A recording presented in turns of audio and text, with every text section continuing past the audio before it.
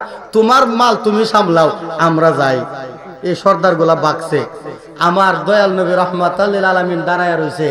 1000 ছাগল নিজে থেকেই আমার নবীজির পিছন মুবারকের দিকে আয়েশা দাঁড়ায় গেছে। সুবহানাল্লাহ, আর একটু জোরে কন্যা সুবহানাল্লাহ। আল্লাহর নবীজির কাছে আয়েশা ছাগল গুলা দাঁড়িয়ে গেছে। আল্লাহর নবী মায়ার নবী রাহমাতাল লিল আলামিন বলে, আবু জাহেল কতই না চেষ্টা করলেন আমার মধ্যে আর খাদিজার মধ্যে ঝগড়া লাগাইতেন, পারছেননি? সুবহানাল্লাহ কন্যা। আমার পক্ষে তো আল্লাহ আছে, আপনার পক্ষে শয়তান আছে। আপনার শয়তান আমার আল্লাহর সাথে কি পেরে ওঠার মতো ক্ষমতা আসেনি? কথা বলেন না, আছে কি না? নাই। তো আপনি শয়তানের দুকায় পড়ে আপনি যা করছেন, আমাকে বেজ্জতি করার জন্য আপনি পারতেন না, কারণ আমার পক্ষে তো আছে আল্লাহ। আরেকটু জোরে কন্যা, পক্ষে আছে কে? আল্লাহ। ওই দয়ালু নবী মায়ার নবী রাহমাতাল লিল আলামিন রে আবু জাহিল্লা সবচাইতে বেশি বিরক্ত করত, ঠিক কিনা কন্যা? মক্কা নগরের যত কাফেররা ছিল সবাই মিল্লা যে জ্বালা আমার নবীরে না দিছে, এই জ্বালা একাই আবু জাহিল্লা দিছে আমার নবীর। কথা বলেন ঠিক কিনা? একাই আবু জাহিল্লা আমার নবীর এই জ্বালা দিছে। কতই না চেষ্টা করছে আমার নবীর বিপদে ফেলানোর জন্য, আমার নবীর মক্কা নগরীর থেকে তাড়ায় দেওয়ার জন্য। কথা বলেন ঠিক কিনা?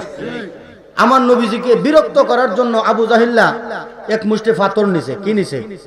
পাথর নিয়ে আসে আমার নবীজির সামনে গিয়ে দাঁড়াইছে। মোহাম্মদ, কৌত দেখি আমার হাতে কি আছে, যদি কইতে পারো তাহলে তোমার কাছে এই মুহূর্তে আমি তোমার হাত ধরে কালিমা পড়ে মুসলমান হয়ে যাব। সুবহানাল্লাহ। আমার নবী তো জানে তার মনের খবর, সে মুসলমান হবে না না হবে। কথা বলেন ঠিক কিনা? আমার নবী জানে সে মুসলমান যে হইতো না, কিন্তু তারপরেও আমার নবী যদি কয় বলে না করতাম না, তাহলে সে মনে করবে যে আমার নবীর কোনো ক্ষমতা নাই। কথা বলেন ঠিক কিনা? এই জন্য আমার নবী কয় যে আমি কি বলবো যে আপনার হাতে কি আছে, নাকি আপনার হাতে যেটা আছে ওইটাকে দিয়ে আমার পরিচয় দেওয়া। সুবহানাল্লাহ বলেন না? আবু জাহিল্লা আরে বাপরে, এটা দিয়ে আরো কঠিন। কয়টা করো তো দেখি। এবার আমার দয়াল নবী রাহমাতুল লিল আলামিন যখন নবুয়তের নজরে যখন তার হাতের দিকে তাকাইছে, তার হাতের ভিতর থেকে আওয়াজ আসতেছে, লা ইলাহা ইল্লাল্লাহু মুহাম্মাদুর রাসূলুল্লাহ সাল্লাল্লাহু আলাইহি ওয়াসাল্লাম। বলেন না মারহাবা? আরেকটু জোরে বলেন না মারহাবা? আমি তোমার প্রেমের ভিখারি ইয়া রাসূলুল্লাহ, আমি তোমার প্রেমের ভিখারি। বলেন না, আমি তোমার ইয়া রাসূলুল্লাহ, আমি তোমার প্রেমের ভিখারি। তোমার প্রেমের গো রাসূল নাই যে তুলনা, ঠিক কিনা? তোমার প্রেমের গো রাসূল নাই যে তুলনা, নাই যে তুলনা গো রাসূল নাই যে তুলনা। তোমার প্রেমে জিন্দা হইল উস্তুনে হান্নানা ইয়া রাসূলুল্লাহ, আমি তোমার প্রেমের ভিখারি। বলেন না, আমি তোমার প্রেমের ভিখারি ইয়া রাসূলুল্লাহ, আমি তোমার হেজাব উঠাও দিদার দেখাও ধন্য করো মুরে। আমিন বলেন না? নবীরে দেখতে চান কিনা? নবীরে দেখার কার কার ইচ্ছা আছে? আরেকটু জোরে হাতটা সবাই ওঠা। নারে তাকবীর, নারে রিসালাত, নারে রিসালাত। বড়কান্দা আহলে সুন্নাত ওয়াল জামাত সুন্নি মহাসম্মেলন।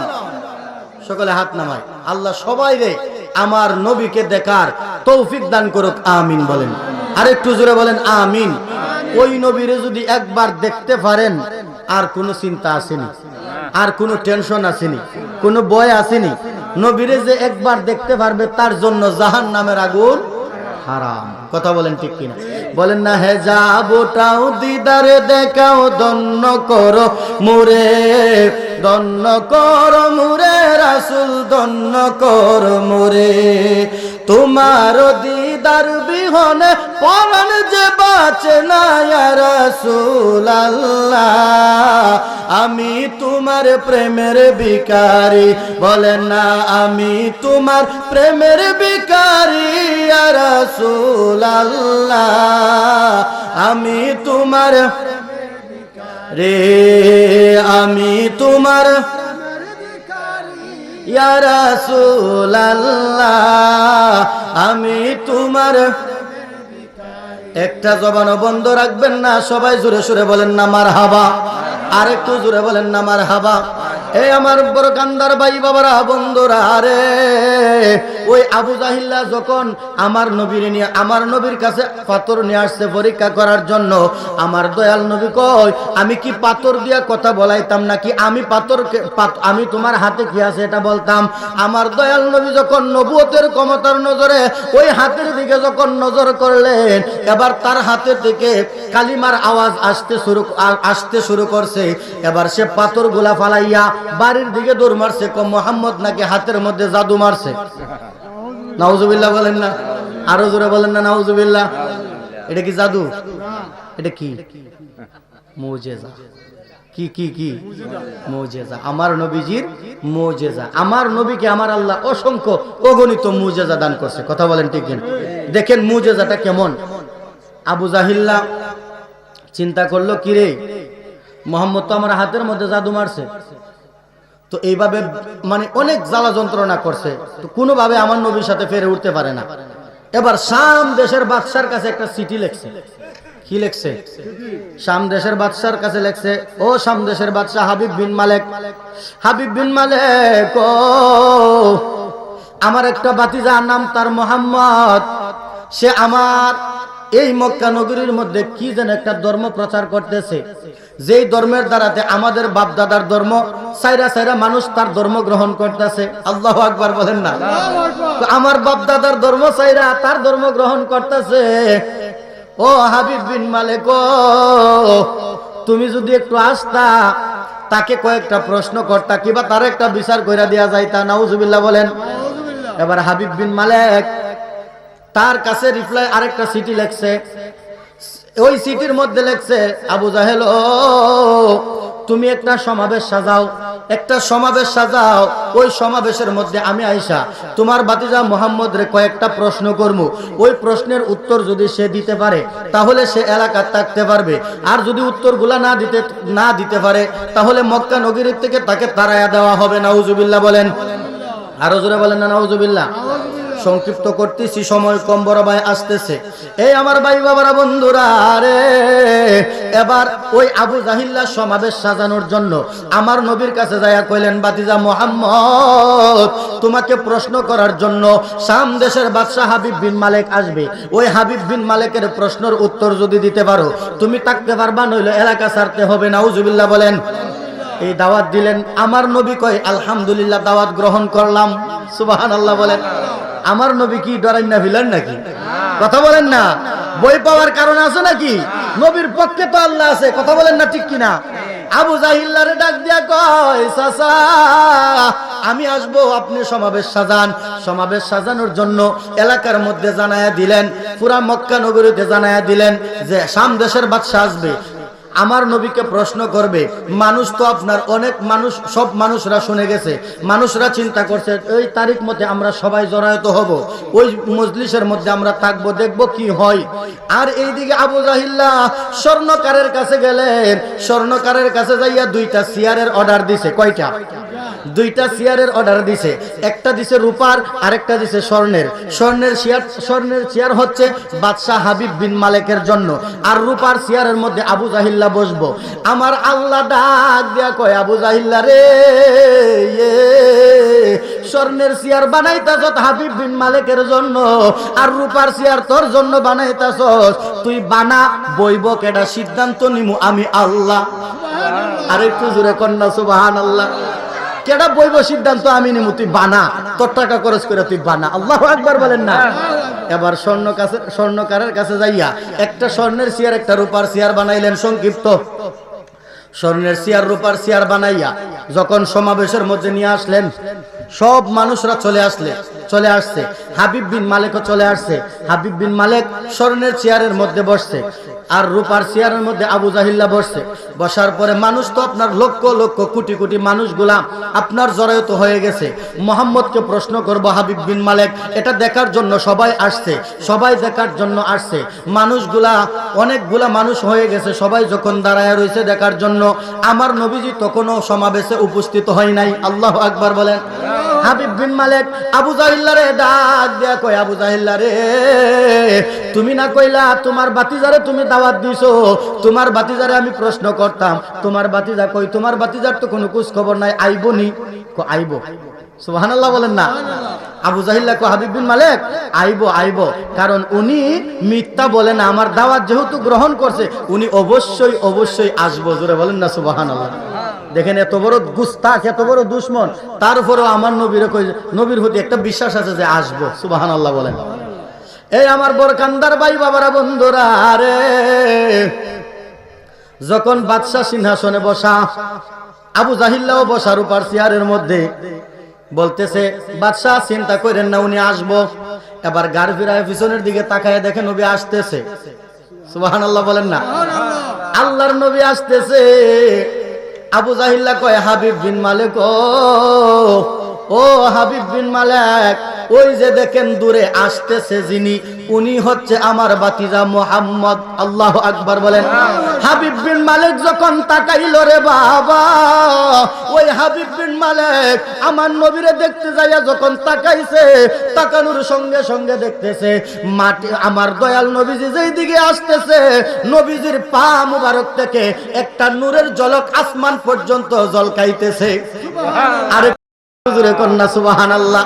হাবিব বিন মালিক পাগল পারা হয়ে গেছে। কারে প্রশ্ন করতে আইলাম রে? যেই নবী রাস্তা দিয়ে হাঁটলে পা থেকে আকাশ পর্যন্ত নূরের ঝলকানি ঝলকায়, উনি তো সাধারণ কেউ হইতে পারে না। হাবিব বিন মালিক তাকায় দেখে শুধু তাই নয়, আমার নবী যেই দিকে হাঁটতেছে মেঘমালা এসে আমার নবীরে ছায়া দিতেছে।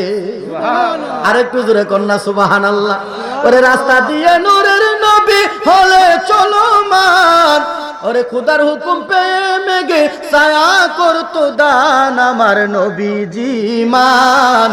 শুনো তাহার যা, শুনো তাহার শান, বলেন না নবীজি মান, শুনো তাহার শান, বলেন না মারহাবা। হাবিব বিন মালিক চিন্তা করল, আল্লাহ কারে প্রশ্ন করতে আইলাম? যেই নবী হাঁটতেছে পা থেকে আসমান পর্যন্ত নূরের ঝলকানি ঝলকায়, আবার রৌদ্র থেকে বাঁচার জন্য মেঘমালা এসে ছায়া দিতেছে, কার জন্য? কাকে কাকে কাকে প্রশ্ন করার জন্য আসলাম? আমার নবীজি যত কাছে আসতেছে, হাবিব বিন মালিক এইভাবে শুধু উঠতেছে। সুবহানাল্লাহ বলেন না। আমার নবীজি কাছে আসতেছে, হাবিব বিন মালিক উঠতেছে উঠতেছে উঠতেছে, আমার নবী কাছে আসতে হাবিব বিন মালিক দাঁড়ায় গেছে। আল্লাহু আকবার বলেন। হাবিব বিন মালিক দাঁড়ায় গেছেন। হাবিব বিন মালিক দাঁড়ায়া আমার নবী যখন কাছে আইসা বসছে, হাবিব বিন মালিক আমার নবীজির হাত ধরে টান দিয়া স্বর্ণের চেয়ারের মধ্যে বসায়া দিছে। জোরে বলে হাবিব বিন মালিক নিজেই টান দিয়ে আমার নবীরে বসাইছে। হাবিব বিন মালিক চিন্তা করলো, হাই রে কারে প্রশ্ন করতে আইলাম? উনি তো সাধারণ কেউ না, উনার সামনে যদি আমি বসা থাকি আমার বেয়াদবি হবে। সুবহানাল্লাহ। উনার সামনে আমি বসা থাকতে পারি না, নবীরে টান দিয়া বসাই দিছে। এখন হাবিব বিন মালিক কই কই কই দাঁড়ায় রয়েছে না? হাবিব বিন মালিক দাঁড়ায় রয়েছে। আবু জাহিল্লা চিন্তা করলো, হাই রে বাদশাহ দাঁড়ায় গেছে, এখন বাদশার সম্মানে তো আমার দাঁড়ানো লাগে, আমি যদি না দাঁড়াই তাহলে তো আমার বেয়াদবি হবে। এবার আবু জাহিল্লা দাঁড়াইতেই আমার নবীজি হাবিব বিন মালিকের হাত দিয়া, হাতও টান দিয়া রূপার চেয়ারে বসাই দিছে। এবার বলেন তো আবু জাহিল্লা কই? কথা বলেন না, আবু জাহিল্লা কই? আবু জাহিল্লা দাঁড়ায় রয়েছে। আই হাই, চেয়ার বানাইলো কার লাগে? আল্লাহ বসাইছে কারে? সুবহানাল্লাহ। আমার নবীর সম্মানে হাবিব বিন মালিক দাঁড়াইছে, আর হাবিব বিন মালিকের সম্মানে আবু জাহেল দাঁড়াইতে যায়া আবু জাহিল এখন দাঁড়াই রয়েছে, বসার আর কোনো জায়গা নাই। আল্লাহু আকবার বলেন। দাঁড়ায় রয়েছে। বেটার মেজাজ তো এমনি গরম, আরো গরম। বেটার মেজাজ এমনি গরম ছিল, আরো গরম হয়ে গেছে। হাবিব বিন মালিক, আপনাকে প্রশ্ন করার জন্য আসছি, প্রশ্ন করেন। প্রশ্ন করার জন্য আসছি, আনছি, আপনি প্রশ্ন করেন। তার মেজাজ তো গরম। ওনার সময় নষ্ট করতো না, প্রশ্ন করাইবো। এবার হাবিব বিন মালিক ডাক দিয়া কয়, আবু জাহেল রে, এ আবু জাহেল, কি প্রশ্ন করতাম রে, আমি কি প্রশ্ন করতাম। শাম দেশ থেকে আমি আসার সময় আমি রাত্র জাগ্রত তাইকা আমি সময় নষ্ট কইরা কিছু প্রশ্ন জাগাইছি, আমি কিছু প্রশ্ন দাগাইছি, ওই প্রশ্নগুলা মুহাম্মদকে আমি করমু, কিন্তু এই মুহাম্মদের চেহারা দেখার সঙ্গে সঙ্গে রে আমার প্রশ্নগুলা আমি ভুলে গিয়েছি। সুবহানাল্লাহ, আরো জোরে কন্যা সুবহানাল্লাহ। হাবিব বিন মালিক ডাক দিয়া কয়, আবু জাহেল রে, আমি পারতাম না এই প্রশ্ন আমি উনাকে করতে পারবো না, তোমার যদি কোনো প্রশ্ন থাকে তুমি করো। এবার আবু জাহিল্লা রাগান্বিত হইয়া, তার তো মেজাজ গরম, মেজাজ তো মনে করেন ঠান্ডা না, রাগে ভুইলা রইছে। চেয়ার বানায় আনলাম 1 লাখ টাকা খরচ করে, আমি রুফার চেয়ারটাও পাইলাম না, স্বর্ণের চেয়ারটাও পাইলাম না। আল্লাহু আকবার বলেন না। তার মেজাজ গরম, সে মেজাজ গরম কইরা কইতেছে, আচ্ছা ঠিক আছে আমি প্রশ্ন করবো, আপনি যেহেতু করতেন না করার লাগবো না। এবার আবু জাহেল আমার নবীরে প্রশ্ন করে, ও বাতিজা মুহাম্মদ, তুমি পারবানি এখন যে দিন, এই দিনটারে তুমি রাত বানাইতে পারবানি? সুবহানাল্লাহ কন্যা, তুমি দিনটাকে রাত্র বানাইতে পারবানি? আমার নবী কই, এটা কোনো ব্যাপার হইল? আরেকটু জোরে বলেন না সুবহানাল্লাহ। আমার নবী পারেনি? আমার নবীর পক্ষে কে? আল্লাহ। খেলা তো খেলাইবো আল্লাহ, কথা বলেন না ঠিক কিনা? খেলা খেলাইবো কে? খেলা তো খেলাইবো আমার আল্লাহ।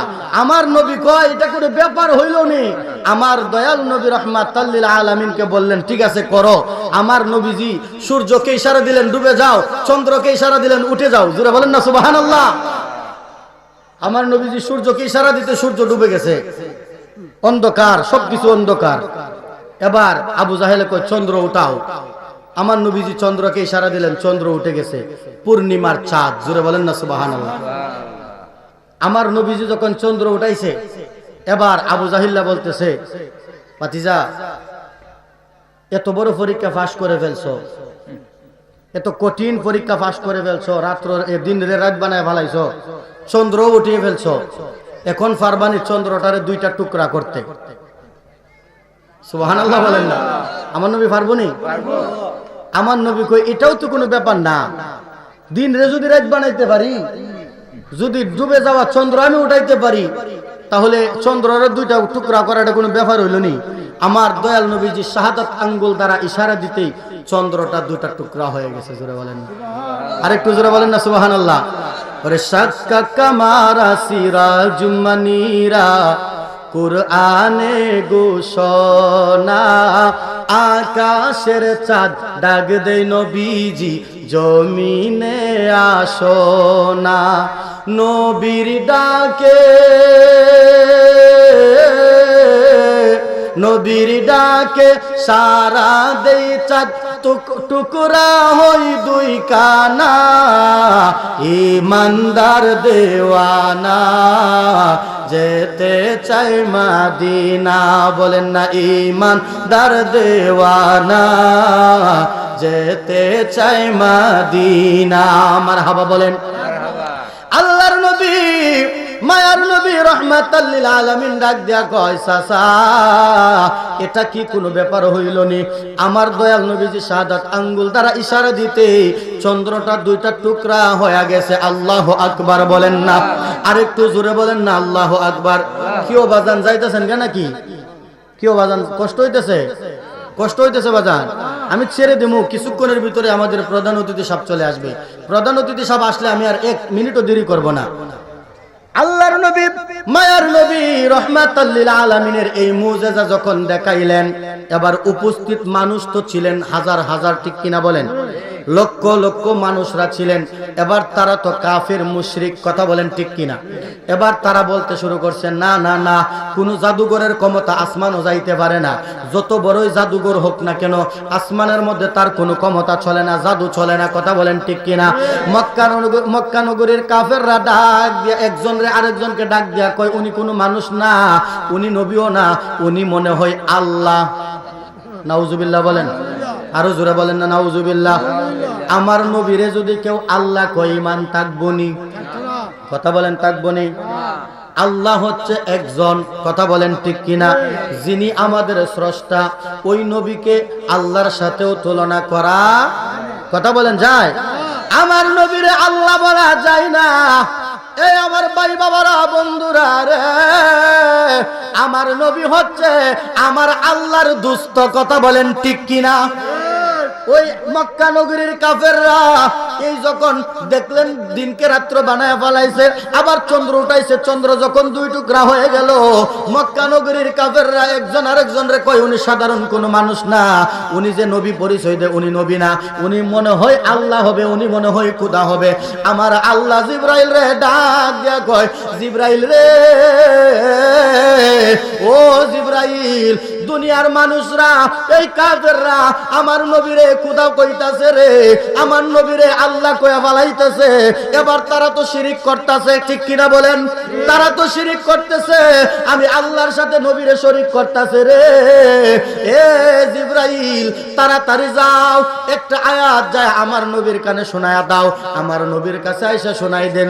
শোনাইলেন, জিবরাইল আইসা বলতেছে, কুল ইন্নামা আনা বাশারুম মিসলুকুম ইউহা ইলাইয়া। জোরে বলেন না সুবহানাল্লাহ? আরেকটু জোরে বলেন না সুবহানাল্লাহ? কুল, হে নবী আপনি বলুন। এখানে আমার নবীকে বলতেছে, নবী আপনি বলুন, আমি না, আপনি বলুন। কাকে বলতেছে? কথা বলেন না। আমার নবীরে বলতেছে, নবী গো আপনি বলেন। কুল, নবী আপনি বলেন। ইয়া রাসূলুল্লাহ, আপনি জগতের মানুষদেরকে জানায়া দেন, তারা তো শিরিক করে ফেলতেছে। আপনারা যদি খোদা কয়, আল্লাহ কয়, তাহলে তো শিরিক হয়ে যাবে।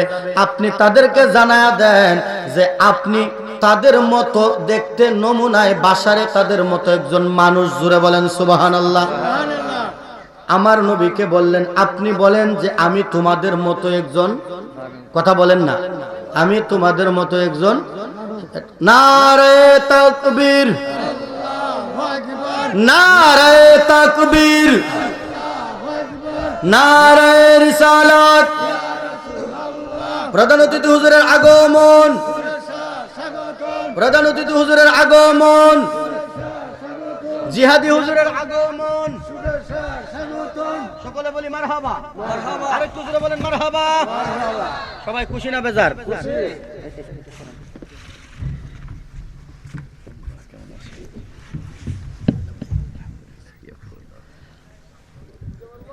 সবাই খুশি হয়েছেন না? হুজুর চলে আসছে। মানুষ অনেকে উঠে গেছে, মনে হয় পায়খানা প্রস্রাব করবে, করে আসেন। হুজুর আসছে, ইনশাল্লাহ আলোচনা, চমৎকার আলোচনা হবে, কথা বলেন ঠিক কিনা? যাই হোক বাবা, আমি আর সামনের দিকে যাই না। তবে এই যে আয়াতটা নাজিল করা হয়েছে, এই আয়াতটা দিয়ে অনেকে আমার নবীরে আপনি আমার মতো সাধারণ মানুষ বানাইতে চায়, কথা বলেন ঠিক কিনা? এই আয়াতটা কেন নাজিল করা হয়েছে? কাফেরদের জন্য, কাফেরদেরকে বোঝানোর জন্য, কাফেররা যেন আমার আল্লাহর সাথে নবীরে যেন তুলনা না করে, কথা বলেন না ঠিক কিনা? কাফেররা যখন আমার নবীরে আল্লাহ বলতে শুরু করছে, তখন আমার আল্লাহ আয়াতটা নাজিল করছে শিরিক মুক্ত করতে যায়, কথা বলেন ঠিক কিনা? আপনি আমাকে আল্লাহ পাক রব্বুল আলামিন সঠিক বুঝদান করুক। আপনি আমি যেন দয়াল নবীজির প্রেমিক কাটি গোলাম হয়ে যেন আল্লাহর ইবাদত বন্দিগি করতে পারি, সকলে বলেন আমিন। আপনাদের কাছে দোয়া আছে, আমার বড় ভাইয়ের কাছে দোয়া আছে। আমি বিদায় নিচ্ছি। আমার কথার দ্বারায়, বাসার দ্বারায়, ব্যবহারের দ্বারায় যদি কেউ কোনো কষ্ট পেয়ে থাকেন, দয়া করে ক্ষমার দৃষ্টিতে দেখবেন। আসসালামু আলাইকুম ওয়া রাহমাতুল্লাহি ওয়া বারাকাতুহু।